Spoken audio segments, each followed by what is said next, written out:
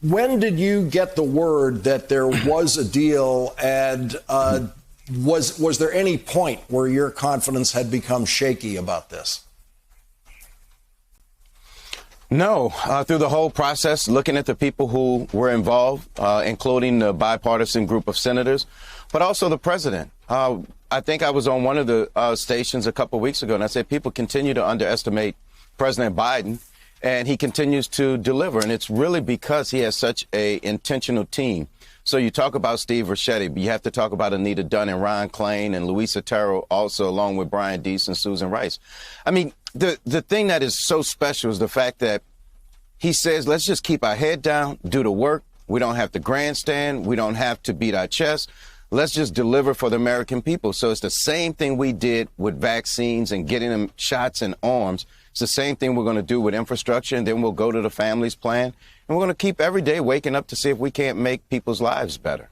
One thing that I know the president does, and I know that the real pros in legislation do, is they ignore the things that are said by people they're negotiating with when those things aren't particularly helpful or seem to be in conflict. And you know, not surprisingly, a few weeks down the road, that thing that seems to be a conflict disappears. I'm going to raise one of those issues tonight. It may be one of those things that is made to disappear over time. But it's Senator Sinema who issued a written statement to an Arizona newspaper after this deal was announced today, referring to the other track of infrastructure legislation, the Democrats-only bill that's going to go through reconciliation. She said about that, I do not support a bill that costs $3.5 trillion. Now, that's kind of odd because all of the Democrats, including Senator Sinema, had a celebration with President Biden when that $3.5 billion deal was agreed to by the Senate Budget Committee members. What is your reaction to what Senator Sinema had to say tonight? Look, we find Senator Sinema to be thoughtful, to be very deliberate about what she's doing. But also, this is the legislative process. It's the sausage-making process. So a lot of times you just can't people will make their positions known, but that's why it's called legislating. And, you know, I think what President Biden is doing is showing the real art of making the deal. And so, yes, we read the statement. We take Senator Sinema at her word.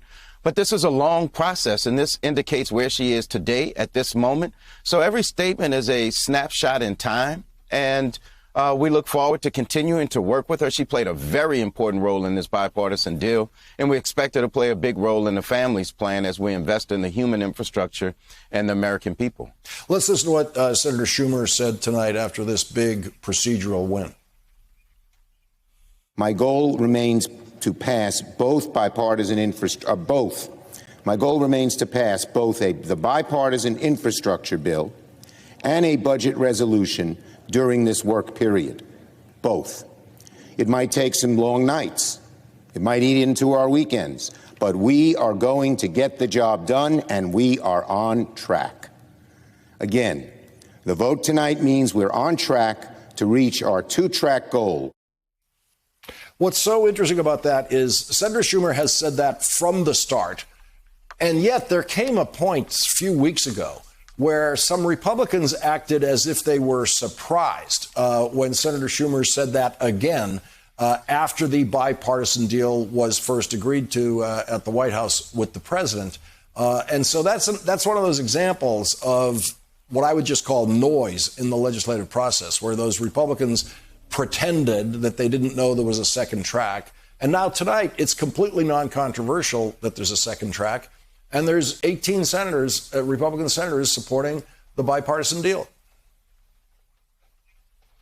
This is legislating at its best. This is presidential leadership at its best. This is what the American people tell me as I travel the country.